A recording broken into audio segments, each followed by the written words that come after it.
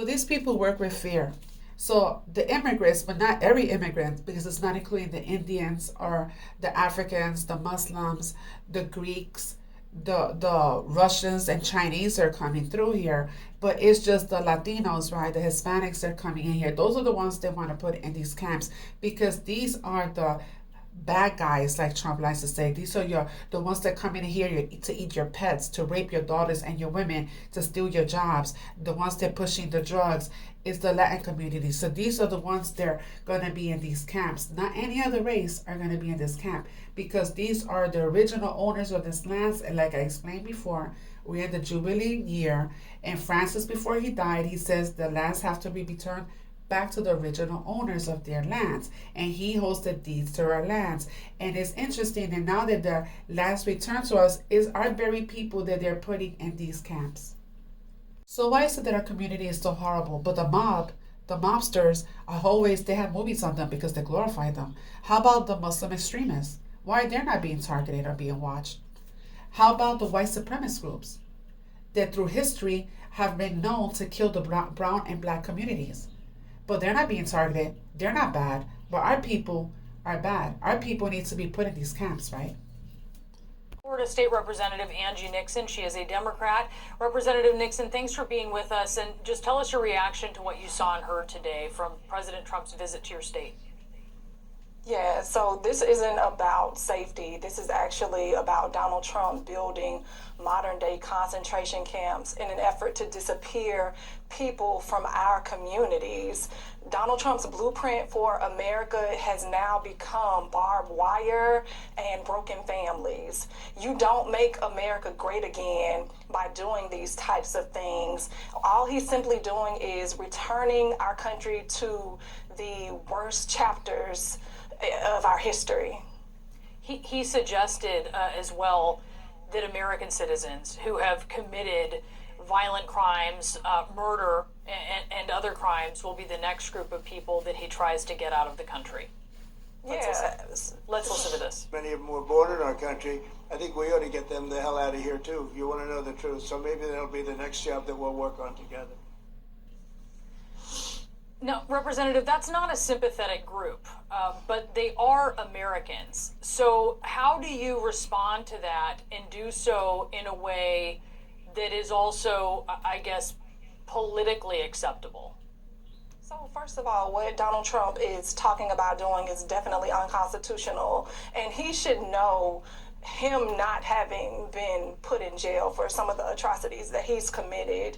But these folks are U.S. citizens, and they should be handled as such. They should receive due process. They should be, sent to a court of law where a jury can judge whether or not they should be, sentenced. And so this is just ridiculous. There's been a lot of cooperation with the state of Florida, Governor Ron DeSantis, on this particular detention center. And DeSantis said today he predicted that Alligator Alcatraz would force many undocumented immigrants to self-deport. Let's listen to what he said. Why would you want to come through Alligator Alcatraz if you can just go home on your own? I think a lot of people are going to make that decision. So you're going to have a lot of deportations that are going to be done by the administration, but I think you're going to have a lot of voluntary as well. So this is a force multiplier for the president's efforts. I know you disagree with him, but do you think that he has a point that there are people who will look at whether it's this detention center or other Trump policies, and it will make it less appealing to try to come to the U.S.? The problem that I have with the statement that DeSantis has made and what Donald Trump are pushing is the fact that they want to take $450 million of our taxpayer money, and instead of ensuring that we don't have cuts to Medicaid, instead of ensuring that we're addressing issues like the rising cost of property insurance, instead of ensuring that we have quality schools for our children to go to, they want to blow racist dog whistles and push xenophobia instead of handling the things that Floridians and Americans care about. This is costing us millions and millions of dollars. And again, they're simply just trying to make modern day concentration camps, which is not what the American people asked for. They are being very inhumane, and again, they are blowing racist dog whistles, and it just has to stop.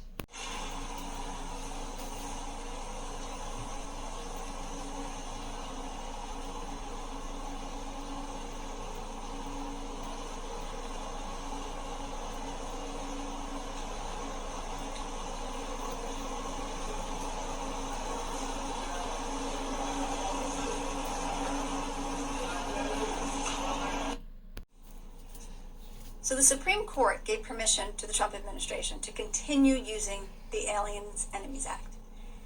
Amy Coney Barrett did vote with the liberals, and Justice Robert went to the right.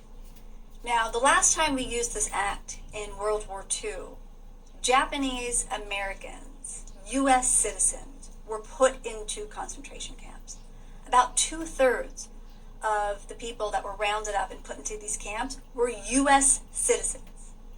And now, the Trump administration is asking for over $26 billion to build private prisons and concentration camps around the United States. And states like New Jersey are coming out saying they won't approve permits. So it will be a fight. But this is not a leap to see that the Trump administration will be rounding up people, putting them in concentration camps, and some American citizens are going to get rounded up with them. They are already stopping American citizens at the border who are coming back from vacation and asking to go through their phone and detaining them and questioning them because they don't like who they are. A lot of us warned before the election that Trump was going to use this act and that it was going to eventually hurt American citizens. It's coming. That they're going to start prioritizing denaturalizing people, and once again they're claiming that they're only going after criminals. This is part of DOJ's 5 new top enforcement priorities for the Civil Rights Division, which include targeting DEI initiatives, combating just anti-Semitism, investigating gender-affirming care, bringing litigation against sanctuary jurisdictions, and of course, denaturalizing U.S. citizens.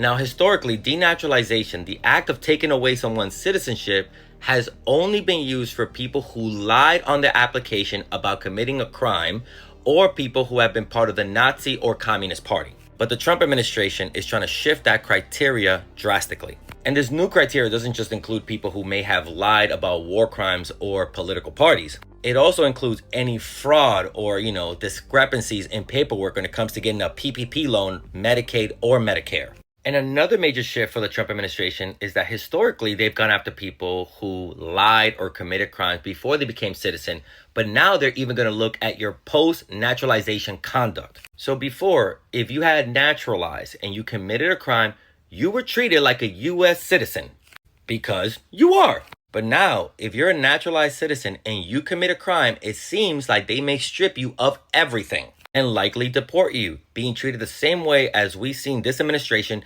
treat other migrants. And what's even more malicious is that the Trump administration is bringing these denaturalized cases through civil courts rather than criminal. They're doing this because in civil court, the government is now required to give you a lawyer, meaning that the individual has to spend all that money getting a lawyer to try and fight this case that the government has brought to them. And they're doing this through civil courts because through there, they have a lower burden of proof. Because in criminal court, they would have to prove beyond a reasonable doubt that the person committed the crime, which is a much higher threshold. This will also affect any family member who got citizenship or status through the person who's being denaturalized, meaning the wife or the children could also be denaturalized. This is still a developing story, so we'll see what this administration does with this policy. But with this administration, we always hear that they're going after criminals, and then we see them going after innocent people. We are in the fall of Babylon right now. You'll find that in the reading of Jeremiah 51. As you see right here, I know that it is a little messy, but it tells you that there will be a war in Babylon, a civil war, because the governors of Babylon are fighting, and that's what's happening right now. Then there will be a time of civil war as the governors of Babylon fight each other. that the removal of this clear and simple language condemning white supremacy reveals that the true purpose of this bill is to teach our students a whitewashed version of American history? No, absolutely not. It reads like a how-to guide in historical whitewashing. Are you aware that this new version of the bill from the Senate removes the writings of Frederick Douglass? I am. Are you aware that this new version of the bill from the Senate removes the writings of Dr. Martin Luther King Jr.? Yes. Are you aware that this new version of the bill from the Senate removes the history of Native Americans? Yet the new version of the bill from the Senate, this is not the bill we all passed as a House, but the Senate's version, it still includes the writings of Alexis de Tocqueville, and he's not even an American. Could that be because he's a white man? By my count, the new version from the Senate, again, this is not the bill we passed as the House, this is the bill from the Senate, it removes 9 historical figures of color and 6 female historical figures from the bill, which means that all mentions of people of color or women have been removed from this bill. Is that correct? I'll take your word for it, Could Representative. an example? Remember back in 2021 when I said this? Here we have a rich white subdivision in the city of Baton Rouge that wants to separate itself and become its own city because it's tired of sharing its wealth with the poor blacks across town. They say that creating the city of St. George has absolutely nothing to do with race. They just want to create their own schools and communities and effectively resegregate the city. Keep in mind, this is Louisiana. We left America to help create another country called the Confederate, whose foundation was based on the belief that black people should be enslaved to white people forever. Well, on April 26, 2024, the Louisiana Supreme Court ruled in favor of white supremacists and allowed them to secede from the city of Baton Rouge and create their own whites-only city known as the city of St. George. The reasoning behind it? Because they filled out all the paperwork, so I guess we have to honor it. And that just isn't happening here in the state of Louisiana. It's happening across the South. You see, our governor, Jeff Landry, is working in connection with other governors across the states like Mississippi, Alabama, Georgia, and Florida to help them create whites-only cities as well. And their plan for 2025 is to, in essence, revive the Confederate. This is what we're dealing with. So I just so happened to be driving past the elementary school that I went to as a kid, and 2 things caught my attention. 1, that they apparently remodeled. 2, it now has a fence around it with a gate that locks, and it apparently even remains locked during school hours. My question for parents, would you be comfortable with this? Because this fence won't prevent anyone from getting in. However, it will prevent your child from getting out.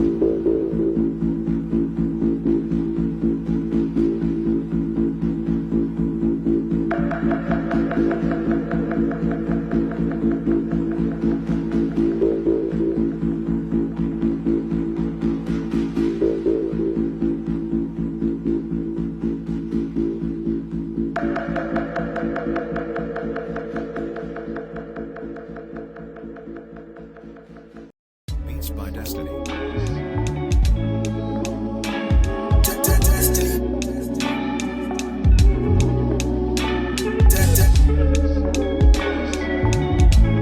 Beats by Destiny. White nations. White nations. Now we start the deportation. Now we start the deportation. White nations. White nations. Closed borders. Closed borders. Now we start the deportation. Now we start the deportation. Let's talk about him. When I say that people in our community are supporting white nationalism, this is one of the examples right here. The idea that all the illegals is coming to take our job, that's called the Great Replacement Theory, and it's something that's manufactured by that group right there. To the people in the back, even if they deport everybody you want them to, it don't mean they're going to hire us. They've always trivialized our work ever since we stopped working for free. That's the reason why they feel like they're paying too much for it. Which takes me to another good point. Our anger is directed towards the wrong people. I've never heard of an undocumented person going to a construction site and saying, give me these construction tools. It's given to them. The same way the companies and corporations profit off of the quote unquote illegal labor is the same way they get away with profiting from the quote unquote illegal labor. We got smoke with the people that's quote unquote taking a job and not the corporation or business that's giving it to them. White nations start mass deportations. You agree with that ideology? That means you are a sympathizer of white supremacy, you are an anti-black apologist, and you are aligning yourself with individuals that want to send you back to the plantation.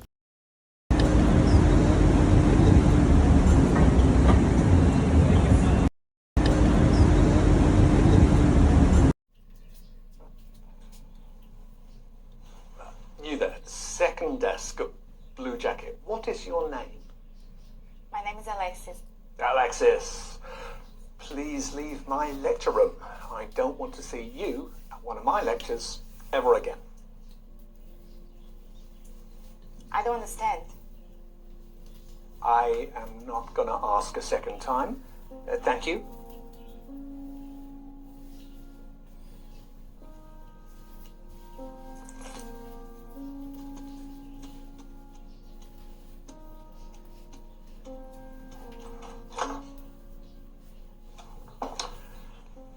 Why are there laws?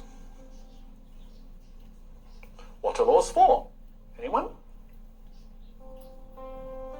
Social order? To protect a person's personal rights. So that you can rely on the government? Justice? Thank you. Tell me, was I unfair to your classmate just now? Indeed I was. So, why didn't any of you protest? Why didn't any of you try and stop me? Why didn't you want to prevent this injustice? You see, what you have just learnt, you wouldn't have understood in 1,000 hours of lectures unless you lived it. You didn't say anything because you weren't affected yourself. And this attitude speaks against you and against life. You think it doesn't concern you, so it's none of your business. Well, I'm here to say, if you don't help bring about justice, then one day you too may experience injustice, and there will be nobody there to stand before you.